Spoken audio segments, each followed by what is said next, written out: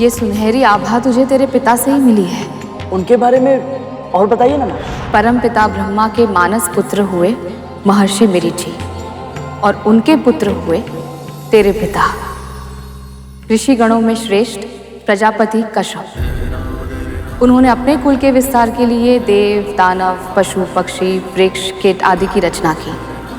समस्त संसार में जो कुछ भी चेतन है, जो एक, दो या अनेक पैरों पर चलता, तैरता या उड़ता है, उन सब का अस्तित्व तेरे पिता की तप शक्ति से ही संभव हुआ है। वो सदा परम ब्रह्म में रहते हैं, इसलिए उन्हें सत्यलोक में एक विशेष स्थान प्राप्त हुआ है। पिताजी,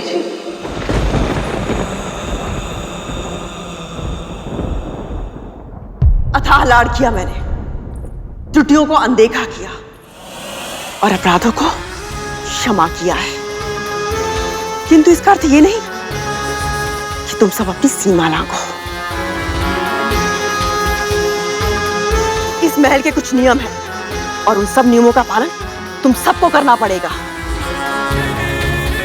क्योंकि कुछ रहस्य ऐसे होते हैं जिन्हें सदैव चुप्पी की चट्टानों के नीचे दबाए रखना चाहिए, क्योंकि जब उन्हें बाहर आने का अवसर मिलता है तो वो रहस्य अकेले बाहर नहीं लाते, तो अपने साथ लाते हैं सर्वनाश।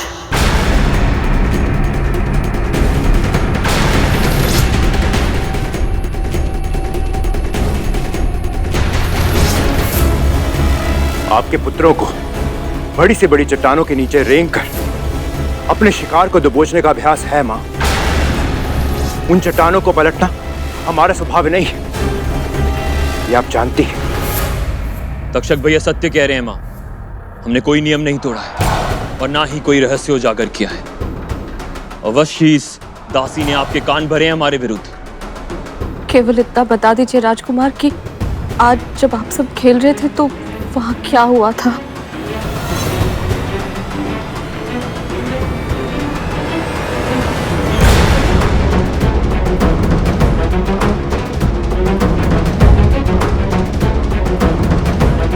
मैं बताता हूं मां।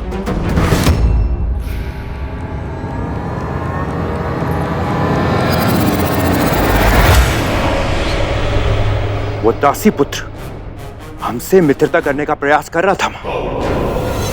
खेलते खेलते गेंद मानव पर्वत की मायावी मणियों में फंस गई और हमारे आदेश के बिना ही वो गरुड़ उसे ले आया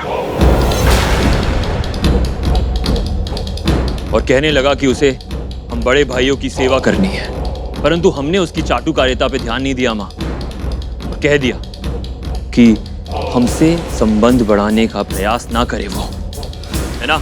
भैया सत्य कह रहे हैं माँ। हाँ माँ, भैया सत्य कह रहे हैं। हाँ माँ, सत्य कह रहे हैं।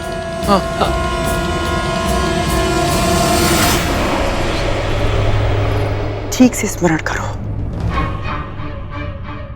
इसके अतिरिक्त कोई और बात तो नहीं हुई थी ना? नहीं माँ, नहीं माँ, नहीं माँ, नहीं। सुन लिया?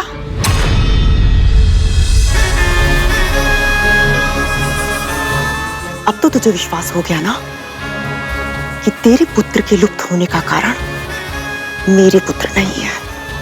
यदि तक्षक भैया और कालिया भैया समय पर आपको नहीं रोकते तो आप तो गरुड़ के सामने सारा सच उगल देते। माँ, वैकुंठ है कहाँ? कितनी दूर है? और वहाँ कैसे जा सकते हैं माँ? मैंने सुना था राजकुमार गरुड़ को कोई सत्य बताने वाले थे। सत्य क्या था? क्या उसका संबंध वैकुंठ से है? पुत्र गरुड़, ये क्या कर रहे हो? अपने उद्देश्य को भूलकर तुम यहां क्यों रुक गए? एक बार किसी कार्य को करने का निश्चय कर लो तो फिर मन को भटकने नहीं देना चाहिए। जाओ और अपने लक्ष्य को पूरा करो।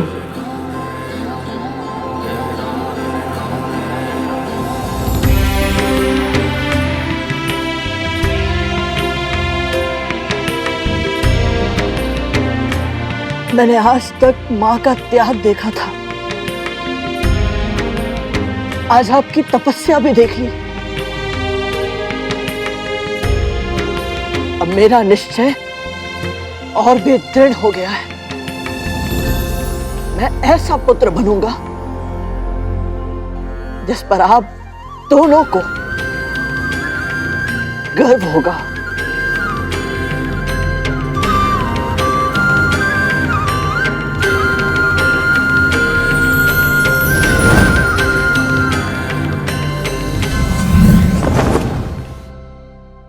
मौन मत रहो तक तू धूमल, सत्य बताओ। माँ वो वहाँ बड़े भैया की बात चली थी तो हमारे मुख से शेषनाग भैया का नाम निकलने वाला था माँ, पर नहीं निकला। पर गरुड़ को कुछ भी पता नहीं चला था। हाँ, और फिर यहाँ वापस आकर इसी कक्ष में इसी झूले पे बैठ के तक्षक भैया ने हमें चेतावनी दी थी कि फिर कभी गरुड़ के सामने शेष भैया का नाम ना ले। शेषनाग भैया की चर्चा गरुड़ के सामने फिर से कभी नहीं होनी चाहिए। मूर्ख हो तुम सब। इस महल के ऊपर बैठकर उसने सब कुछ सुन लिया और तुम लोगों को अंदेशा तक नहीं हुआ।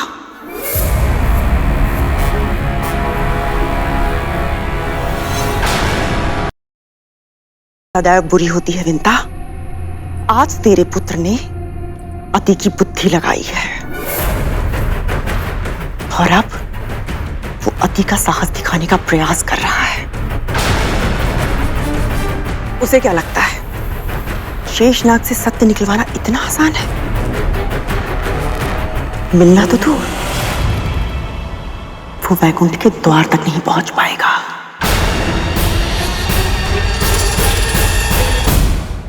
सूर्य का ताप उसके पंख जला देगा। अंतरिक्ष की शीत उसकी धमनियों में चल रहे रक्त को जमाकर हिम में बदल देगी। अनंत ब्रह्मांड की यात्रा का संघर्ष उसके तन को ही नहीं, उसकी आत्मा को भी थका देगा और वो शीघ्र ही टूटकर इस पृथ्वी पर आ गिरेगा। इतने वर्षों तक तूने अपने पुत्र के जन्म लेने की प्रतीक्षा की है, किंतु अब उसकी मृत्यु की प्रतीक्षा कर।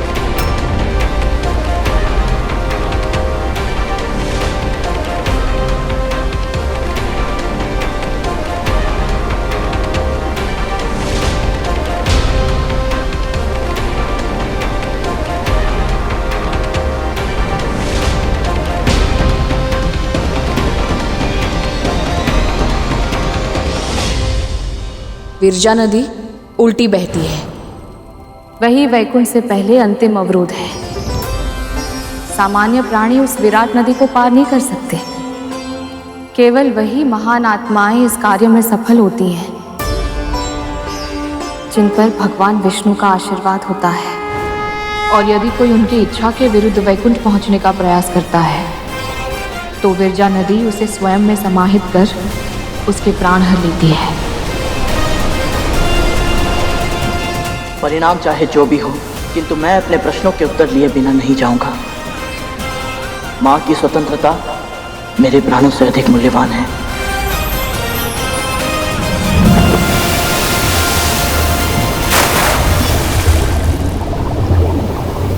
गरुड़,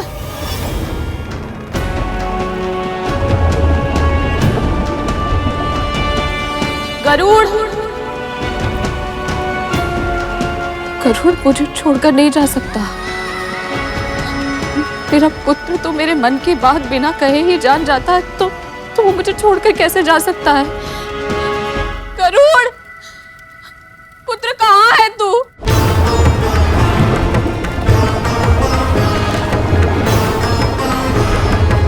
गरुड़, कहाँ है तू? दिन रात में एक ही पहली गाल खोजती थी कि उसे अपने नियंत्रण में कैसे करूं, किंतु अब उसकी आवश्यकता ही नहीं है। यदि सच में गरुड़ वैकुंठ के रास्ते पर गया है तो समझो वो कांटा मेरे मार्ग से सदैव सदैव के लिए हट गया है।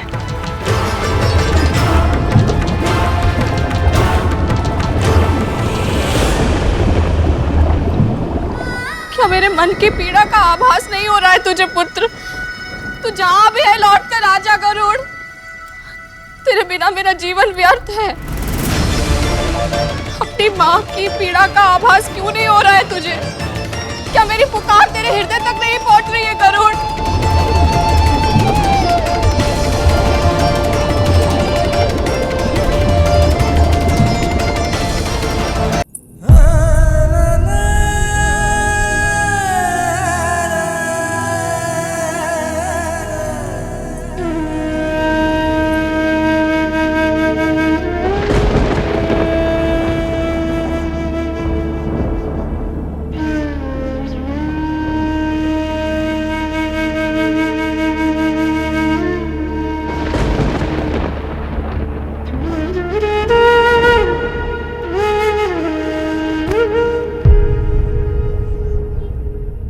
आप तो दया निधान है प्रभु।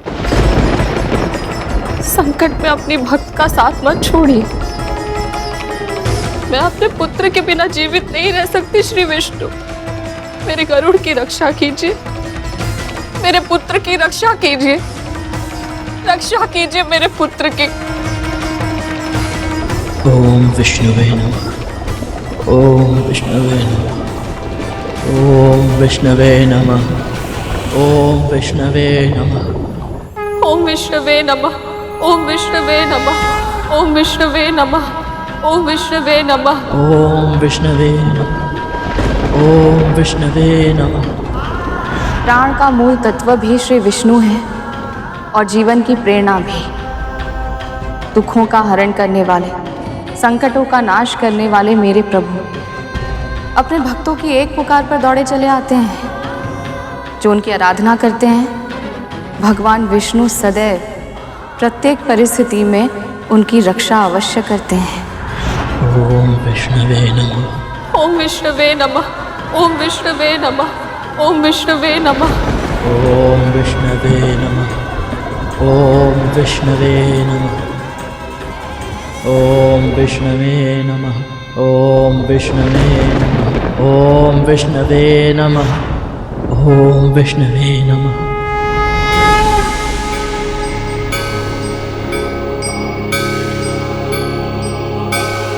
ओम विष्णुवे नमः।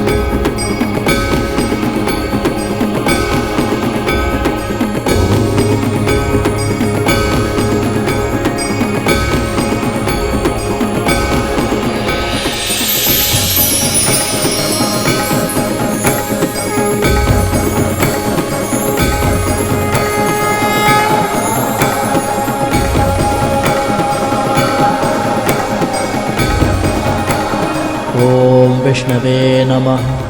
ओम विष्णवे नमः। ओम विष्णवे नमः। ओम विष्णवे नमः। ओम विष्णवे नमः।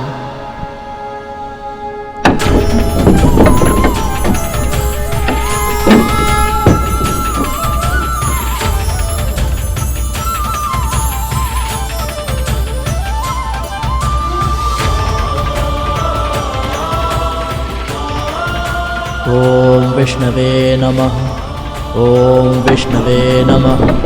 ओम विष्णवे नमः। ओम विष्णवे नमः। ओम विष्णवे नमः। ओम विष्णवे नमः। ओम विष्णवे नमः।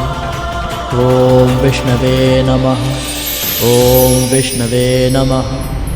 ओम विष्णवे नमः। ओम विष्णुवे नमः। ओम विष्णुवे नमः। ओम विष्णुवे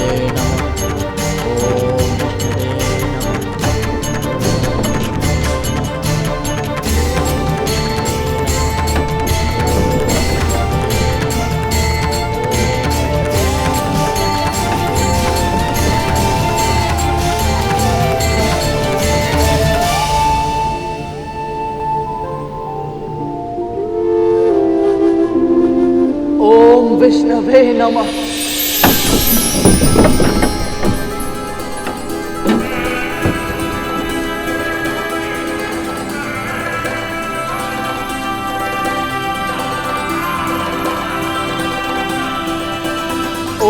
विष्णवे नमः।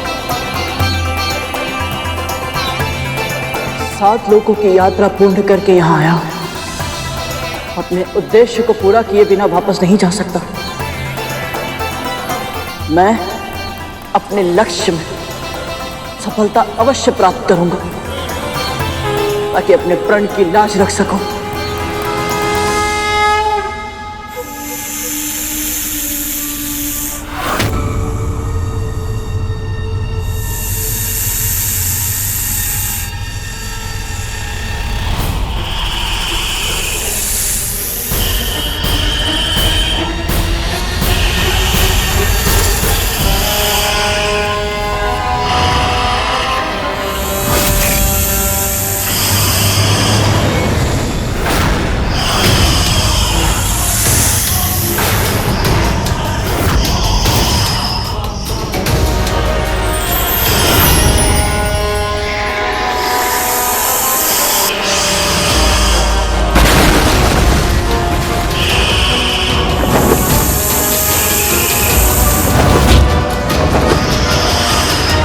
इतनी बड़ी धृष्टता, बिना अनुमति यहाँ प्रवेश कैसे किया?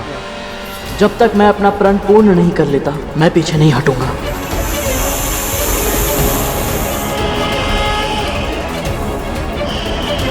ओम विष्णवे नमः, ओम विष्णवे नमः, ओम विष्णवे नमः।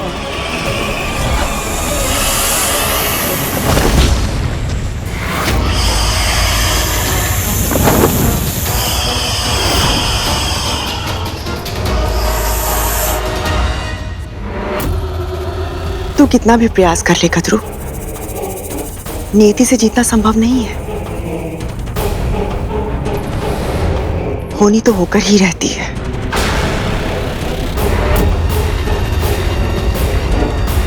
पर सच में कहीं गरुड़ सारे संकटों को पार कर सच्चाई जान गया तो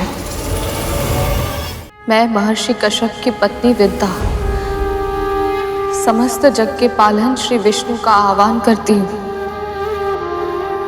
यदि मैंने आपकी आराधना सच्चे हृदय से की है, यदि आपकी भक्ति का तनिक भी पुण्य मैंने अर्जित किया है, यदि कभी भी मन से, वचन से या कर्म से परोपकार किया है, तो आज मुझे उसका फल दीजिए प्रभु। मेरे पुत्र की रक्षा कीजिए, मेरे गरुड़ की रक्षा कीजिए।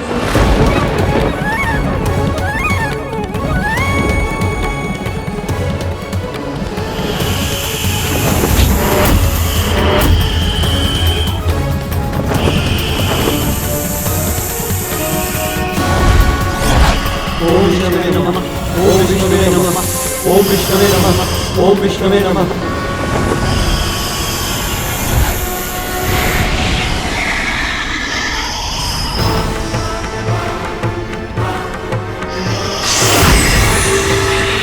उसकी सहायता कीजिए प्रभु,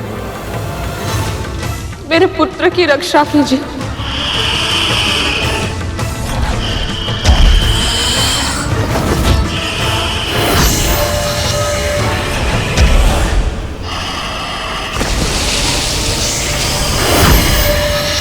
उसने आपके धाम वैकुंठ में प्रवेश करने का प्रण लिया है, इसके लिए उसे दंड मत दीजिए।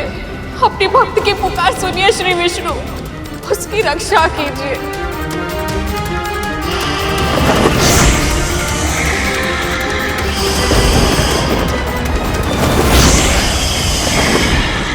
उसकी सहायता कीजिए प्रभु, मेरे पुत्र की रक्षा कीजिए, रक्षा कीजिए मेरे पुत्र की।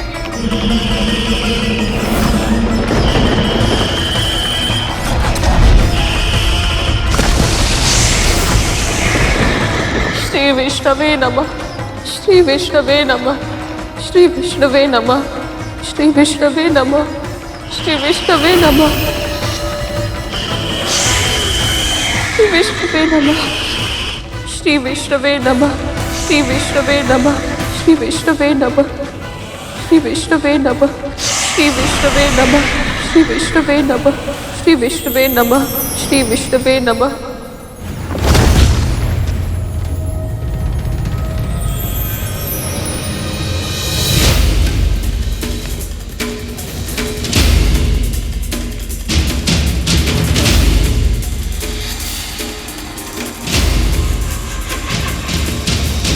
क्या संबंध है तुम्हारा विंता माँ से? ब्रह्मपुत्र कश्यप और दक्ष प्रजापति की पुत्री माँ विंता का पुत्र हूं मैं, गरुड़।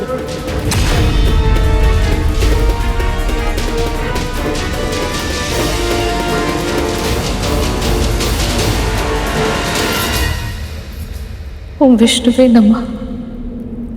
ओम विष्णुवे नमः। ओम विष्णुवे नमः। ओम विष्णुवे नमः। ओम विष्णुवे नमः। ओम विष्णुवे नमः। ओम विष्णुवे नमः। ओम विष्णुवे नमः। ओम विष्णुवे नमः। ओम विष्णुवे नमः।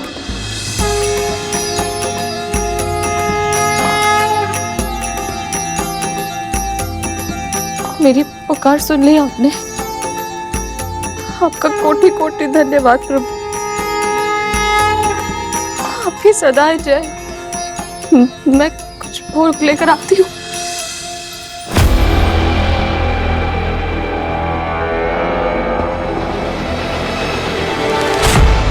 तेरा पुत्र जीवित है, इसका अर्थ ये नहीं कि वो जीवित लौट भी पाएगा। दीदी, महारानी ऐसा मत कहिए।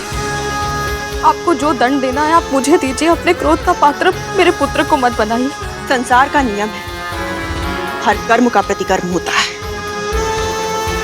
तूने अगर अपने पुत्र गरुड़ को वैकुंठ का रास्ता बताया है तो ये तेरा कर्म था, फल तो भुगतना ही होगा। यदि सच में तेरा पुत्र गरुड़ वैकुंठ गया है तो उसकी मृत्यु की उत्तरदायी तू स्वयं होगी। भले ही तेरा पुत्र भी जीवित हो, किंतु इससे पहले कि वो मेरे या मेरे पुत्रों के लिए संकट बने, मैं स्वयं उसे मृत्यु के घाट उतार दूंगी। सदा सदा के लिए वैकुंठ भेज दूंगी गरुड़ को।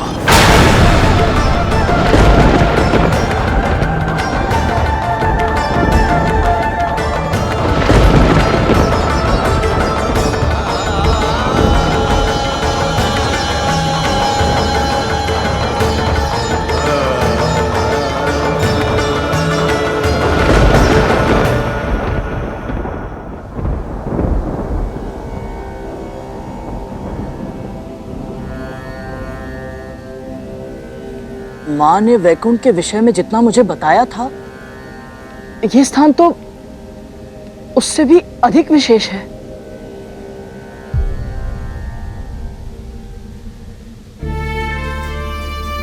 किंतु यही कहना चाहते हो ना? किंतु हाँ, किंतु यहाँ कोई दिखाई क्यों नहीं दे रहा? सब श्रीहीन सा लग रहा है। भैया, प्रभु विष्णु और माँ लक्ष्मी कहाँ हैं?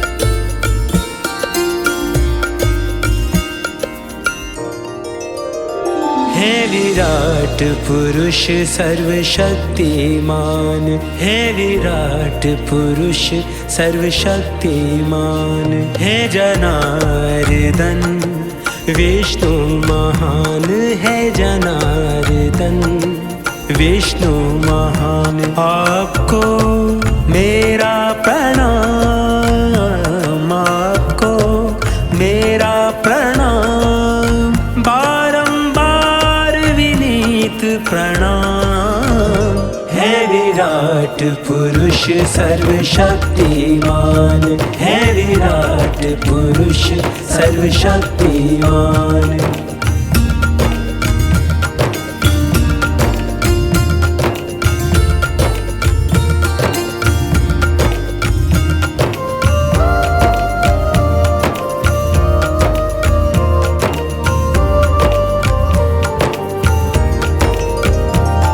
कल्याण सभी का करते हैं,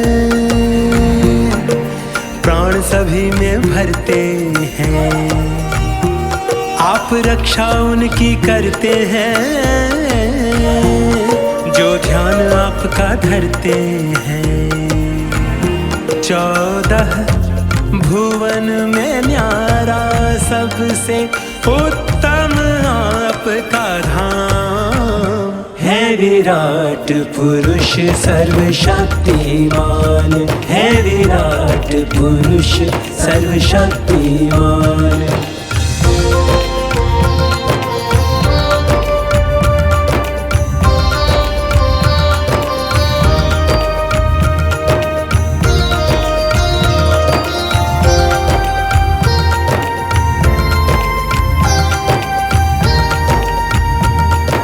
महिमा आपकी गाता हूँ,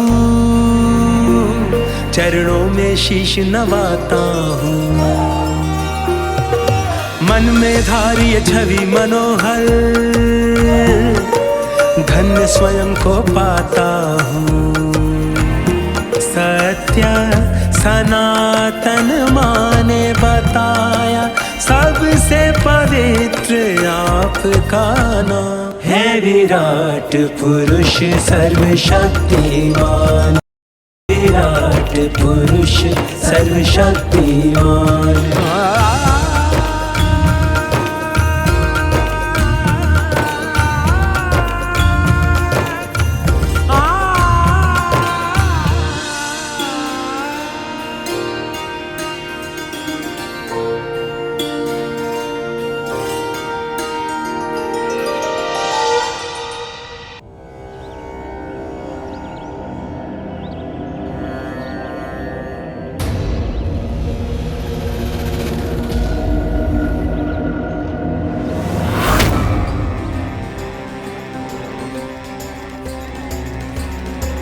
पुत्र के वियोग में कहीं इसने अपना मानसिक संतुलन तो नहीं खो दिया? हाँ, एक साथ हंस भी रही है और रो भी रही है। ये कैसे विचित्र स्थिति है, कुछ समझ नहीं आता कालिया भैया। विचित्र बात तो ये है कि आज दासी माँ पर हमारे होने का कोई प्रभाव नहीं पड़ा। डराने की हमारी युक्ति पुरानी हो गई है भैया। क्या बक रहा है? सत्य ही तो कह रहा है धूमल। अवश्य उस दासी पुत्र ने कुछ ना कुछ तो ऐसा किया है जिससे ये प्रसन्न भी है और दुखी भी। कहीं वो शेषनाग भैया तक तो नहीं पहुंच गया?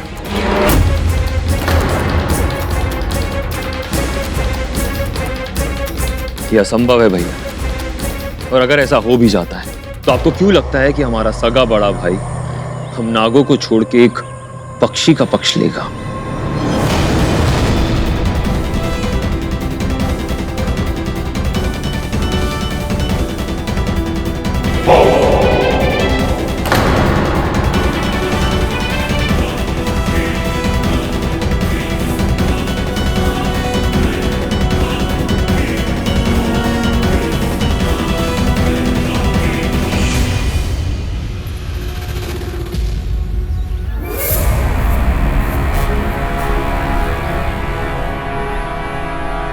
यदि गरुड़ अपने भाई अनंत को मिलने में सफल हो गया तो उसे अतीत का सत्य पता चल जाएगा। जो प्रश्न उसके सुख चैन पर कुंडली मारकर बैठे हैं उनके उत्तर मिल गए तो मेरा सत्य आज मेरे ही पुत्र के प्राणों का शत्रु बन गया है। अपनी त्रुटियों के कारण अपने पहले पुत्र अरुण को तो कष्ट का भागी बना चुकी हूं मैं। अब गरुड़ को भी मेरे पापों का दंड भुगतना होगा। नहीं, मैं ऐसा नहीं होने दे सकती, किसी भी मूल्य पर नहीं।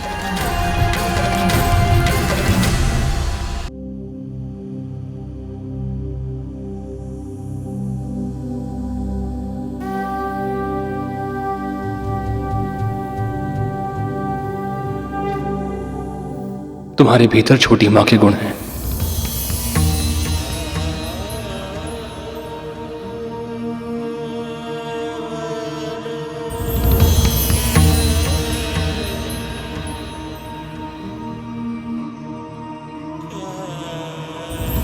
इससे अधिक गर्व की बात मेरे लिए और क्या हो सकती है भैया। माँ ने जब मुझे आशीर्वाद दिया था कि मैं प्रभु विष्णु के चरणों की सेवा में अपना संपूर्ण जीवन समर्पित कर दूं, तो उस समय मुझे इसका महत्व समझ ही नहीं आया था। किंतु आज परमात्मा के साक्षात दर्शन करने के बाद मुझे यह आभास हुआ कि मां ने मुझे जो आशीर्वाद दिया था उसके पीछे मेरे लिए इतने बड़े सुख की कामना छिपी थी।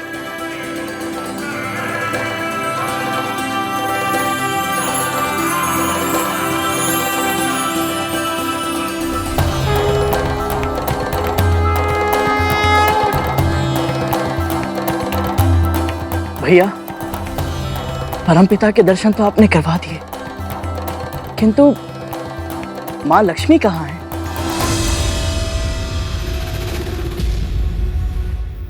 मां लक्ष्मी और प्रभु का वियोग हो गया है, और इसी कारण दुखी होकर प्रभु गहन ध्यान में चले गए हैं।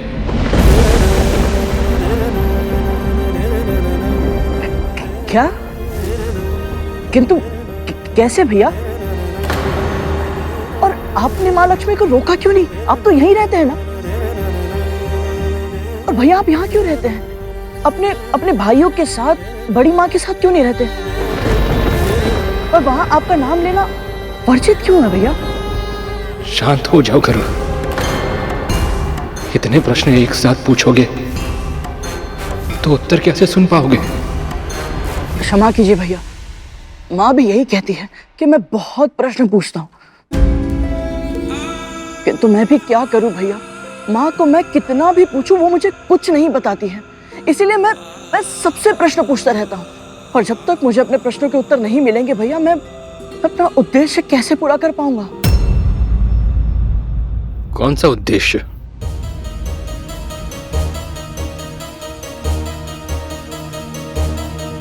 मेरे जीवन का एकमात्र उद्देश्य है अपनी माँ को आपकी माँ की दास्ता से मुक्त कराना। और इसीलिए मुझे जानना है भैया कि माँ बड़ी माँ की दासी बनी कैसे? भैया,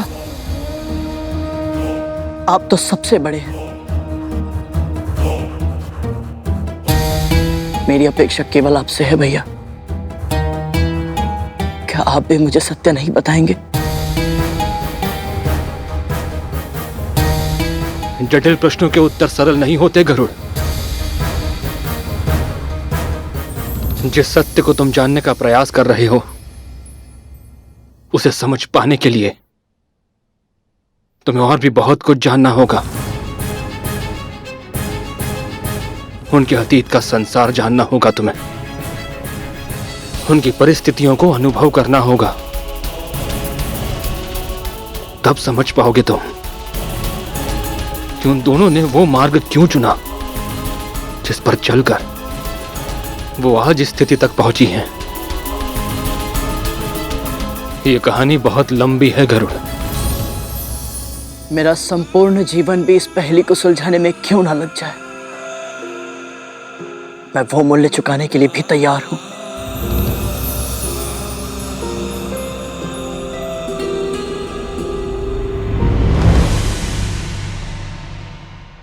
ठीक है गरुड़,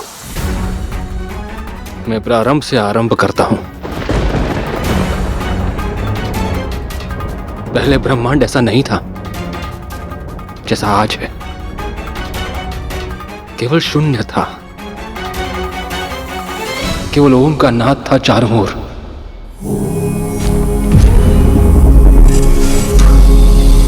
बढ़ते बढ़ते ये नाद इतना तीव्र हो गया कि इसके आवेग से शून्य को चीरते हुए प्रकट हुआ क्षीर सागर, और उस क्षीर सागर के मध्य प्रकट हुए परमपिता विष्णु।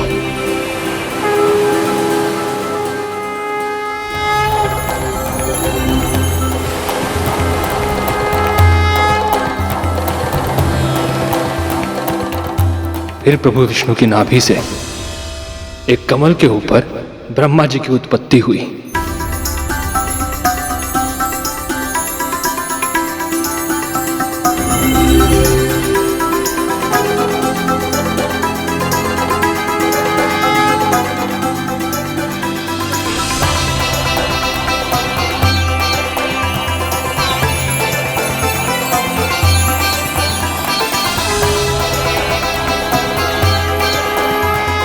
हे नारायण,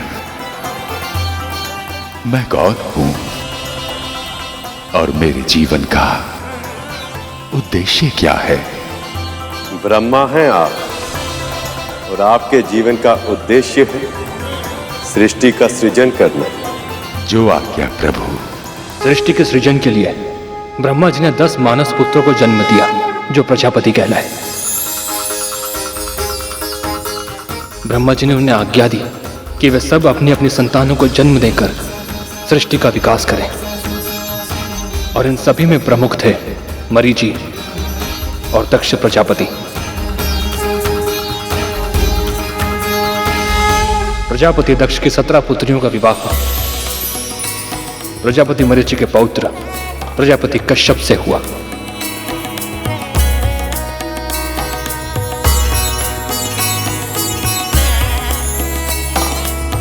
इनमें अदिति से देवताओं का और दिति से दानवों का जन्म हुआ। किंतु भैया, एक पिता की इतनी अलग अलग प्रकार की संतान है, ये कैसे संभव है? प्रजापति दक्ष ने सृष्टि के सृजन और संतुलन के लिए नियम बनाए। उन्होंने प्रत्येक जीव की प्रकृति, प्रवृत्ति और आकृति को अलग अलग गुण दिए। इन गुणों के आपसी समागम से अलग अलग जातियों का जन्म हुआ। पिता एक थे, परंतु माताओं के गुण, मनोभाव और स्वभाव अलग अलग थे, जिस कारण उनकी संतानें भी अलग अलग प्रकृति, प्रवृत्ति और आकृति की हुई।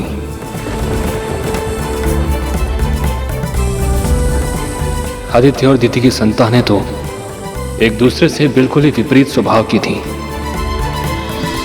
देवताओं में सत्व और रजस गुण थे, जबकि दानवों या असुरों में रजस गुण होते हुए भी तमस गुण की प्रधानता थी। आसुरी प्रवृत्ति प्राणी को शांत नहीं बैठने देती। उसका मन सदैव इसी में लगा रहता है कि कैसे वो किसी से कुछ छीन ले, दूसरों को कष्ट पहुंचाए, सभी कुछ नष्ट कर दे। उनके इसी विनाशकारी स्वभाव के कारण उनका युद्ध देवताओं से होने लगा, और समय के साथ साथ ये देव असुर महासंग्राम में बदल गया। असुर केवल अपनी शक्तियों का फुहड़ प्रदर्शन करना जानते थे, जबकि देवता देवराज इंद्र के नेतृत्व में संगठित थे और कौशल के साथ दैवीय शस्त्रों से युद्ध करते थे। असुर बार बार हारने लगे। इसी कारण उनकी माता दिति स्वयं को अपमानित अनुभव करने लगी, और दूसरी ओर देवताओं की माता आदिति, उनका सम्मान दिन प्रतिदिन बढ़ने लगा, क्योंकि उनके पुत्र बलशाली थे, गुणकारी थे। देवी आदित्य की, देवी आदित्य की, देवी आदित्य की, देवी आदित्य की, देवी आदित्य की।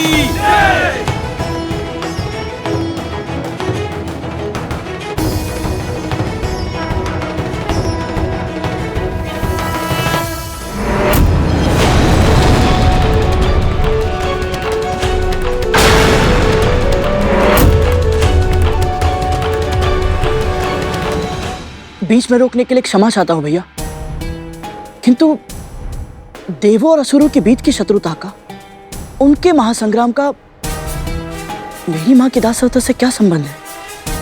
संबंध है गरुड़, गहरा संबंध है। हमारी सृष्टि की रचना बहुत ही अद्भुत है गरुड़। सृष्टि के किसी भाग में यदि एक तितली भी अपने पंख फड़फड़ाती है ना, तो उसके फलस्वरूप सैकड़ों सहस्त्रों योजन दूर सृष्टि के दूसरे भाग में बवंडर आ सकता है, अकल्पनीय विनाश हो सकता है।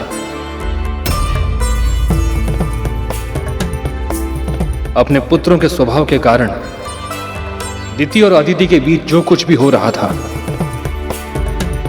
प्रजापति कश्यप की दूसरी पत्नियां विंता और कद्रू वो सब देख रही थी। उन्होंने जो कुछ भी देखा, अनुभव किया, समझा, उसने उन दोनों की नियति तय कर दी। कैसे?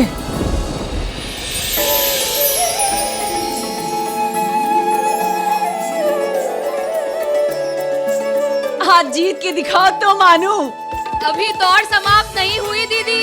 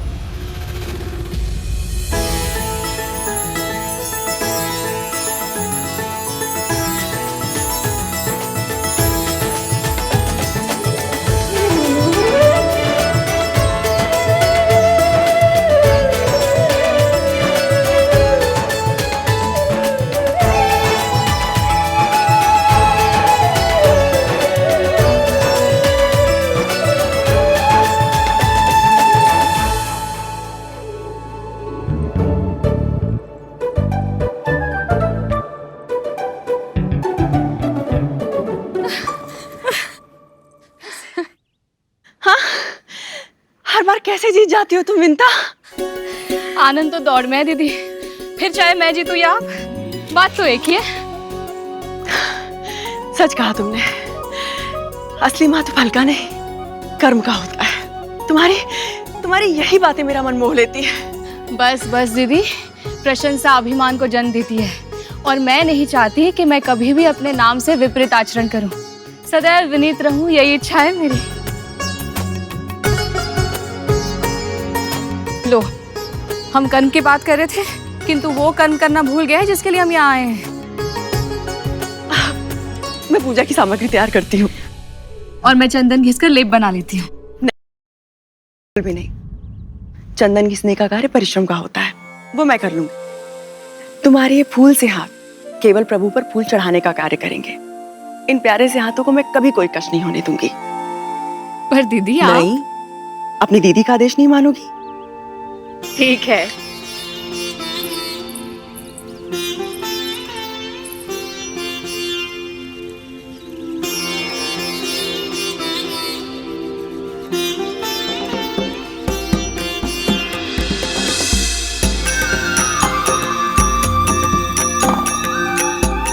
इन दोनों बहनों का आपसी संबंध समझना हो तो उस झरने की कल्पना करो गरुड़, जिसमें जल के स्थान पर बहता था एक दूसरे के लिए असीमित अथाह स्नेह, शब्दों में जिसकी व्याख्या करना असंभव है। ऐसा था इनका प्रेम, अद्भुत, अतुलनीय। जानती हो, मैंने अपने प्रभु से क्या कामना की है? कि जब भी मेरे पुत्र हो, वो अदिति के पुत्रों से अधिक शक्तिशाली हो। जितना अधिक बल मेरे पुत्रों में होगा, मुझे उतना ही अधिक सम्मान मिलेगा। पर दीदी, मुझे लगता है कि अदिति दीदी का सम्मान उनके पुत्रों के शक्तिशाली होने के कारण नहीं होता। वो तो इसलिए होता है कि उनके पुत्र संस्कारी हैं। मैंने भी श्री विष्णु से प्रार्थना की है कि मुझे भी ऐसी ही संतान दीजिएगा, सात्विक और सद्गुणी। माँ को इतनी अपेक्षा है मुझसे, और मैं उन्हें पूरा नहीं कर पा रहा हूं, उनको दास्ता से मुक्त नहीं करा पा रहा हूं। जो फूलों तक को कष्ट नहीं होने देती, उन्हें इतने कष्ट भोगने पड़ रहे, क्यों? कभी कभी अनजाने में हुई भूल का बहुत बड़ा मूल्य चुकाना पड़ता है गरुड़। विंता मां के साथ भी कुछ ऐसा ही हुआ था।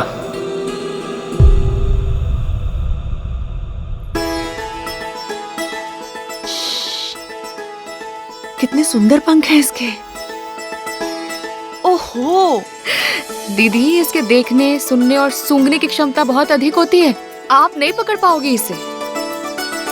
बोल तो ऐसे रही हो कि जैसे तुम पकड़ सकती हो। मेरी इच्छा होती तो अवश्य पकड़ लेती, पर दीदी मुझे किसी को बंदी बनाना अच्छा नहीं लगता। सभी को स्वतंत्र रहने का, स्वच्छंद घूमने फिरने का अधिकार तो होना ही चाहिए ना। बहाने बनाकर ना बात को टालो नहीं। सच तो ये है कि तुम इस तितली को पकड़ ही नहीं सकती। तो लगाओ शर्त। यदि मैंने इसे पकड़ लिया तो? जो तुम कहोगी मैं तुम्हें बनाकर खिलाऊंगी। सच? तो लग गई शर्त।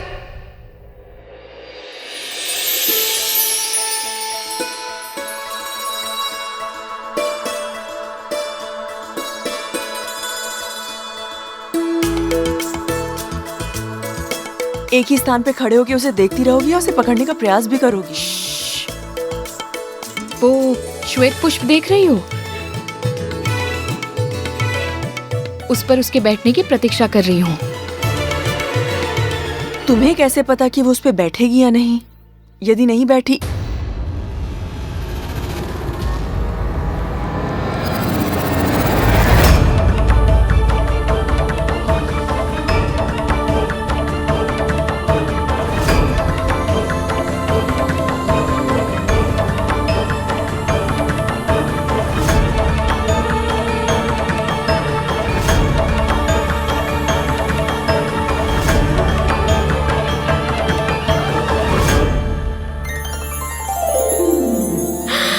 पकड़ लिया।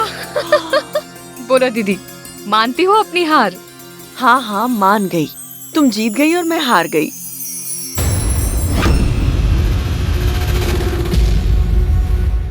इसका पंख टूट गया क्या? क्षमा करना तितली, तुम्हारी वेदना का पता ही नहीं चला। अनजाने में बहुत बड़ा अपराध हो गया मुझसे।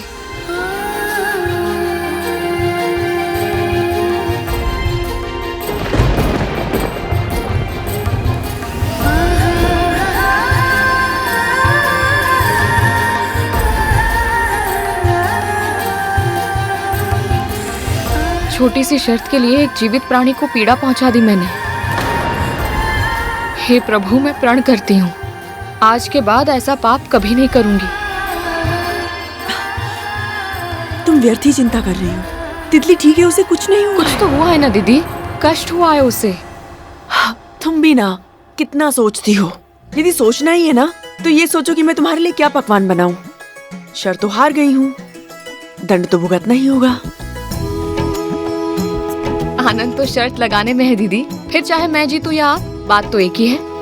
और बहनों में शर्त केवल खेल के लिए होती है, उसे निभाने की आवश्यकता नहीं होती। एक दूसरे के लिए जो स्नेह इन दोनों के हृदय में है, उसे देखकर तो मैं सोच भी नहीं सकता कि बड़ी माँ ने माँ को दासी बना कर रखा है। यह स्थिति आई कैसे भैया? ये स्थिति उन दोनों का भाग्य कैसे बनी, इसके अनेक कारण थे, किंतु सबसे महत्वपूर्ण कारण था विंता मां से अनजाने में हुआ एक अपराध। छोटी सी शर्त के लिए उन्होंने निर्दोष तितली को अपना बंदी बना लिया था। कहते हैं कि किसी निर्दोष को अगर कोई कष्ट पहुंचाता है तो उसे अपने कर्मों का फल इसी जन्म में भुगतना पड़ता है, किंतु अनजाने में हुए इस अपराध का दंड विंता मां को कब और किस रूप में मिलेगा, इससे वो दोनों ही अनजान थी।